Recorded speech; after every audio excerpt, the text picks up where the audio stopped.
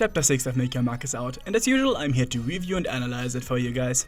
Of course, massive spoiler warning, I will be talking about everything that happened. If you haven't watched the chapter yet, drop a like and come back later. Last warning. 3, 2, 1, let's get into it.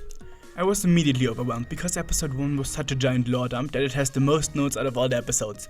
We are finally going fully to the Isle of Scaly, and as we can see, Zip is showing off her flight skills again. Even if it's heckin' reckless to fly into a cave. What if it had gotten smaller inside? Regardless. Finally we meet the dragons. Lux the Hyper Light Dragon, Leaf the Grumpy Likely Plant Dragon, Fountain the Water Dragon, Tumble the Wind Dragon, and Blaze the Likely Fire Dragon. I'm saying it like this because they only tell us the abilities of some of them. But it's good to know that each dragon sort to represent an element. I prefer the tail designs though, they are more unique compared to these base models with added hairstyles. Before we get to the actual giant lore dump, we gotta take a detour to Opaline, who kidnapped 2 of the dragons while they were still waking up from the hibernation. And she's doing a full-on Disney-villain routine. She's aware that she's the evil one, and shows it through a song.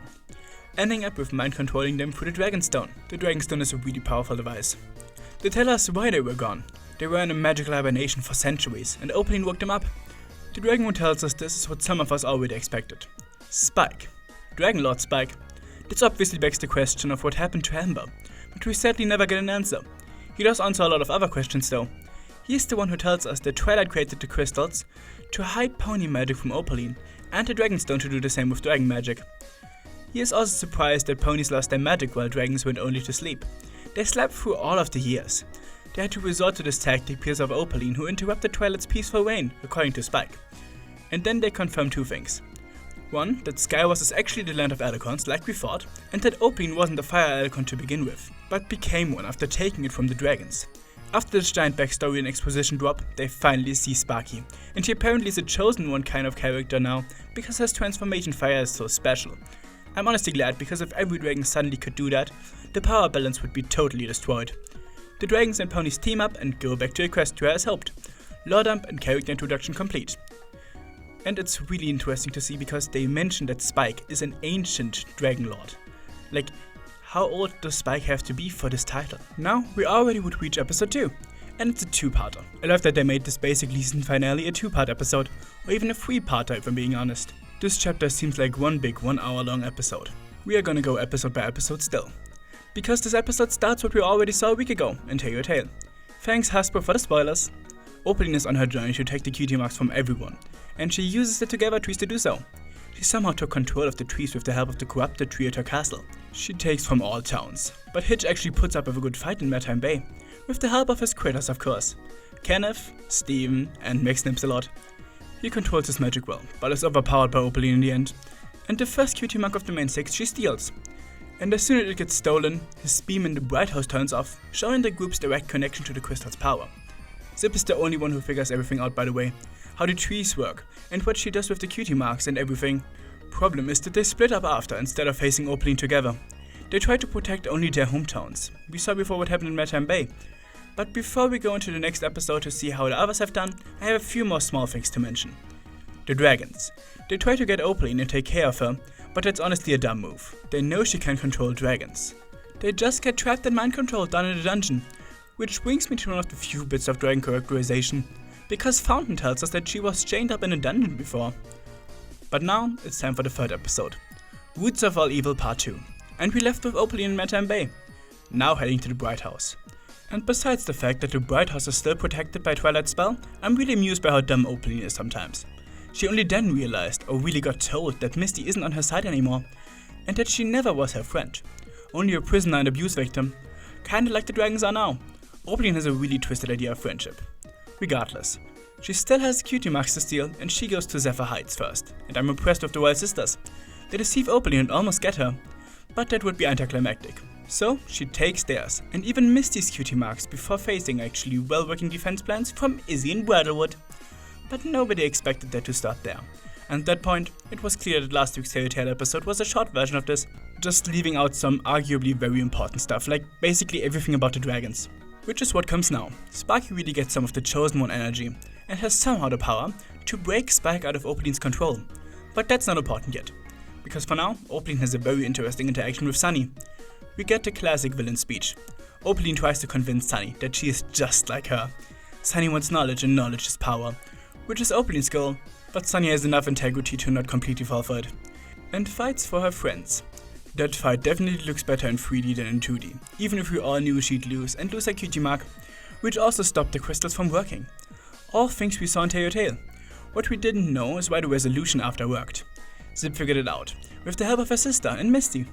The real power of the trees comes from the ponies' unity and friendship, and that is what helps Sunny defeat Opaline in the end, accompanied by a great song. In Tail that felt weird and unexplained, but here we see the reason of the Together trees transmitting that friendship magic and breaking free from Opaline's control. Then Sparky gets important. They get free and he uses his powers on the Dragonstone to be the reason the others are released from control.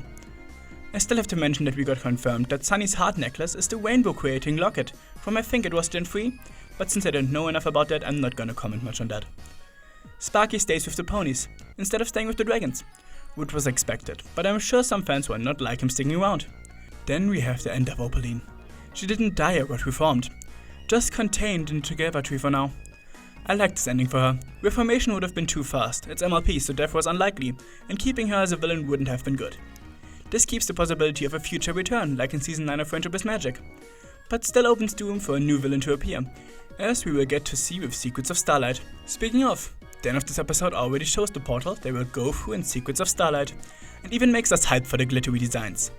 So let's talk about episode 4. It's a bit random that the tree just leads them to Starlight Ridge, as that land is called, but I guess it's the new cutie map. When we saw them transforming, I immediately thought the snow was infused with the power of the Crystal Heart, but we can neither confirm nor deny that. But what we know is that those aren't the crystal ponies, but Auroricons. I think they could be some sort of descendants or an evolved form. The reaction to them suddenly appearing is likely due to them thinking it's Allura, the villain who basically looks like a Jacqueline from Medina from Avalor. But before we get into that, let's enjoy watching the ponies. Having some fun and getting introduced to Comet.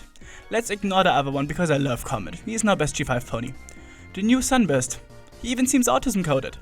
I would also like to ship him with Izzy, but Sunny already has that claimed. The festival is fun too, even if Starshine time is only the short time outside of Allura's control. What I think is a little stupid is that they just accepted her as their leader, because of the Nova charm. I get that it's tradition and all, but common sense should come before tradition. We just got done with a mind-controlling villain and now we get another one? Not as creative as I'd like, but the species choice makes up for it. Her motivation is cool too. Ambitions to conquer further realms, and I choose to believe one of those realms is Avalor. I also want to know how she got knowledge of the Portal Star. Is that a common legend in that land? It is definitely a powerful device, and since she thinks only the Auroricons can get to that star, her plan makes sense. She couldn't have known it's in the charm. The way she was defeated was funny too, and not too humiliating. A few snowballs to the face after figuring out the properties of snow is a fun way to end it. Even if it's dumb that the distraction with the fake portal worked. The last thing on her is how cool it is that she is likely the main villain from now on. She makes her way to Equestria through the portal because now they have the star. But what I want to know is how her brother fits into all this, who we just heard as a mysterious voice. I look forward to their future.